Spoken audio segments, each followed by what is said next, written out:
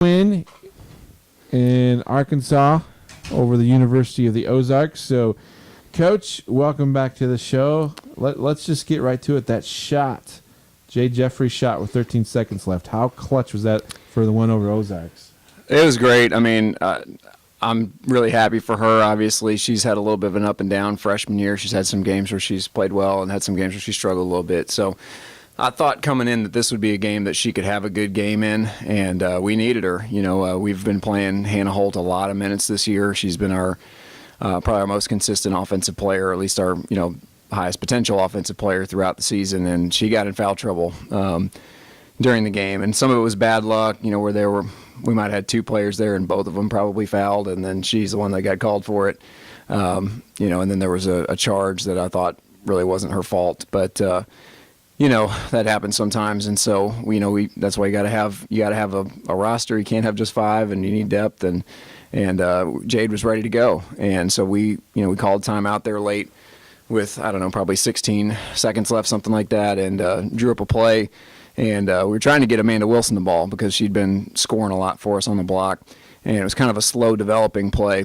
And wanted to make sure we started it early enough to let the play get all the way to where we wanted it to. And then also give us a little bit of time in case we missed to try to get an offensive rebound or something. I tell our kids all the time, like, we've got all these plays, we've got all these offenses, and all of them have 5, 6, 7 different options on them. And so, there's a reason we're doing all the little parts to each play is important, and each time is a scoring opportunity. And it wasn't the exact part of the play that we wanted to get a shot on necessarily, because the action for Amanda was kind of just starting to happen. But they left her wide open. They lost track of her, and I'm just glad she had the confidence to step in and shoot it. So my only concern at the time was that it was too early, and we did leave about 10 seconds left, and they got to get the ball back, and we did a good job of taking away their first option and making sure their best player didn't get the ball. But they got a pretty good look there late, and it rattled in and out. So we were just fortunate to catch some breaks in this game. And we've had a lot of games this year where things haven't gone our way, and so it was good to finally get one where ball kind of bounced in our favor most of the game. Yeah, it was so fun to see the team celebrate after she made that shot. You can watch it on YouTube, ETBU Sports. Go check out the highlight there. But as she made the shot, you could see the bench just jump up and run out. Just the excitement for her and for the team with that. Yeah, and I think our kids really get along really well. But, Jade's one of the most popular players on the team. I think everybody loves her. They call her Granny. You think when you see her, she's usually got something going on with her hair, and she's got a nose ring and stuff like that. But she really is she's like a little old lady. And the girls crack on her all the time about that. Just kind of the way she acts and the things that she says and stuff are kind of things like a little old lady would say. So they all call her Granny.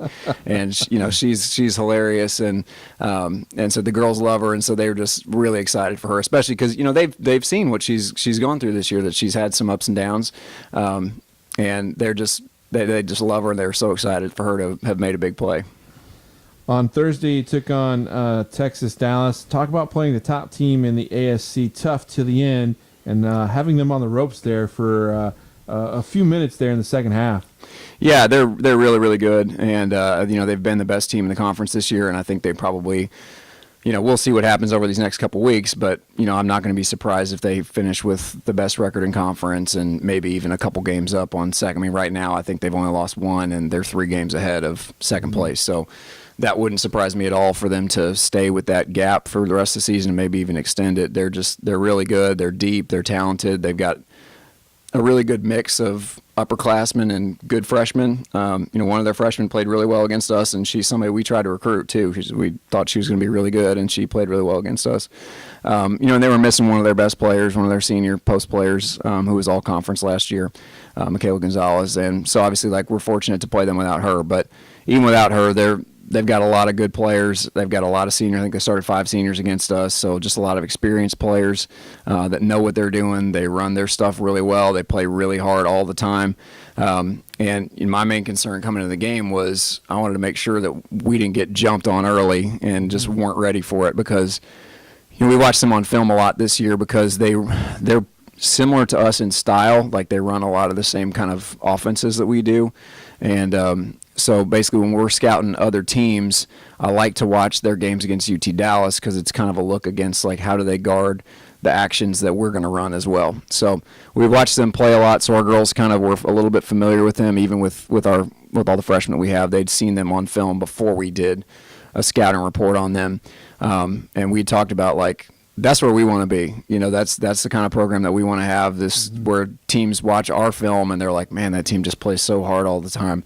And that's how I feel about them. And so I was a little worried that they're going to jump on us right from the start, and we kind of weren't going to be ready for it. But we were. We brought it to them right from the opening tip, and Brittany Jones got us off to a great start. I think she had like 9 of our first 12 points, or might have even been our first 9 points of the game. I can't remember, but she was aggressive, and we shot like 48% in the first half or something like that. And if we hadn't turned the ball over as much as we did, I mean, we had 18 turnovers in the first half, and we were only down by like 4 or 6 or something like that. So.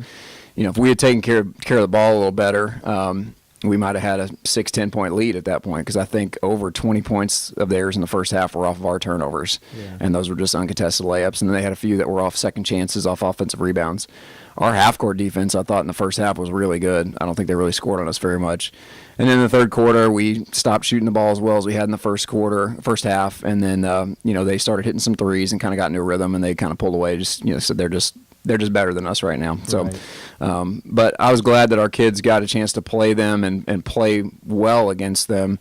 We don't have any reason to be scared of anybody, really. I think we're probably too young to know whether we need to be scared or not. But give us some confidence going into the next time that we play them, of knowing like, here's some things that we did really well against them, and here's some things that we can fix that were. A lot of it was them. They forced a lot of turnovers because their defensive pressure is really good. But obviously there's something with that we can fix some things too, and maybe have a little bit better result next time. Now, your wife Jill got to come to UTD and then also to Ozarks. Are you putting her to work? I saw her moving some bags around and ice and, that sort of thing. But how nice is it to have her close this year and support you? Oh, yeah. I can't even describe like how great it is and how grateful I am to her. And obviously that was one of the things, like when we were dating and talking about whether we wanted, talking about marriage initially was, this life is just different. Like coaching is just different, and a lot of people don't understand. They think we're just in the gym and at practice all day, and that's it, and that's all we do. But that's maybe 20% of the job. Right. There's all this other stuff that goes into it, especially, with a small staff. And there's just a lot of things. And we really do try to go the extra mile and really take care of our kids. And Jill's a huge part of that. During the break, she cooked meals for them. She's also a licensed certified athletic trainer. So she helps out if we need ankles taped or something, extra diagnoses if Megan's a little overloaded or something. We got too many kids. We got a lot of kids hurt right now, so Jill can kind of take a little bit of pressure off of her with that too. She's our team dietitian, so she's in charge of pregame snacks and postgame meal and all that kind of stuff. She takes a lot of off my plate. I've sent her out recruiting by herself before. This last weekend actually, she drove to Dallas on her own, and then wanted to make sure she was back at work Friday morning in Nacogdoches, and then drove all the way up to Arkansas Friday night. So she put like 1,200 miles on a car that last weekend. But so she's putting work in for sure, and obviously, like, again, that was, I love her and everything about her, but that was one of the things I love about her, is that she understands kind of how this life is and the role that she can have with our team. I mean, our girls love her. And, I think that's something that there's other coaching staffs that have that, but there's not a lot, and we really do emphasize that the family atmosphere that we have. Yeah, that's good to have the support from within. And like you said, she's almost, she's like another coach. She really is. Yeah, she really is. And, and I tell, Amber, like, don't get your feelings hurt, but I'm going to ask Jill what her opinion is about stuff first, even if it's, I'll bring her out of the stands at halftime and stuff, like, hey, what are you seeing while you're up there? am I playing the right kids? Are we running the right things? And obviously, she played basketball in high school, and so she doesn't give herself as much credit as she probably deserves. And she's always like, well, I don't know anybody in the basketball stuff, but she's got a good read on our players and kind of where they're at, mentally and things like that, and kind of game flow. And obviously, she knows me really well, so she can tell me, like, hey, you're getting too caught up in the officials, or be more positive when this happens, or whatever the case may be. So she's just great for that, great sounding board for me. And then obviously, like, she's willing to tell me like it is, and how she really sees it, and not sugarcoat anything either. So I'm just so appreciative of what she does for me personally, obviously. And then I know the girls are really appreciative of what she does for our program. Well, this week you don't have to travel too far. 30 minutes to Longview, an hour to Tyler. And they're both sitting at 6-4, second place, tied for second in the ASC East. Both of them playing well. Laterno's got top 2 scores in the conference, I believe. And yep. Tyler is Tyler. They've got pretty much the same team from last year. Not playing as well as they did last year, but still a dangerous team. 2 big games this week on the road. Yeah, Laterno's, obviously that's our first concern is Laterno. And, they're a little bit up and down. I think, they're 6-4 in conference. They're 9-9 overall. They're 6-4, but they're giving up more points per game than we are, and a worse defensive field goal percentage. And they have games where they can just go off offensively. So they said they're a little up and down, and obviously we hope we catch them on a down day.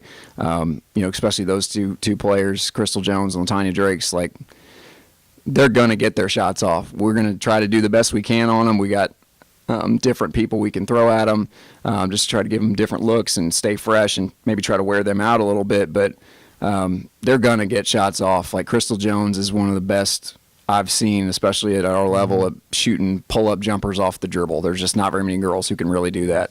And, like I said, she's going to get them off because she's super athletic. She's got good bounce.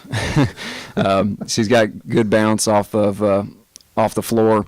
And, she's just going to be really hard to guard, and we just got to hope that she's missing, and she shot the ball pretty well on Saturday in Bellhaven. I think she ended up with 36 points or something like that. But, in the UT Dallas game, she went like 5 for 15. So she's going to be a little up and down, and we just hope we catch her on a down day. And Latanya Drakes, we got to keep her off the boards. She'll kind of lull you to sleep because she's not the most fluid runner or anything like that. But then in these little bursts, she can turn it on and get by people off the dribble. And then, of course, going to the boards, I think she's averaging like 13 rebounds a game and over 5 offensive rebounds a game by herself, which is a lot. So we got our hands full with them for sure. Last year we beat them pretty bad the first time we played them, and kind of played exactly how we wanted to play in that game. Obviously a different team. And then the second time they beat us pretty bad. So, we're kind of expecting that we don't know what to expect. We expect that we don't know what to expect with them. So all we can do is play as hard as we can, and play some of that HTM defense, that hope they miss defense, so we'll see how it goes. That's the first I've heard that. HTM, hope they miss. Yeah. Boxers should use that. Right. Hope they miss. Well, Coach, thanks for talking to us this weekend. Fans, come on out to Laterno on Thursday night as they take on Laterno Yellow Jackets at 5:30, and then Tyler at 1 p.m. on Saturday. Easy drives right down I-20, and then hang a left off of 20, going to Tyler. Oh, to Tyler, yeah. Tyler's left, Longview's right. Yep. So thanks, Coach, for talking to us. Good luck this weekend. All right. And we'll see you Thanks, on Thursday. What time are we sitting at, Kenneth?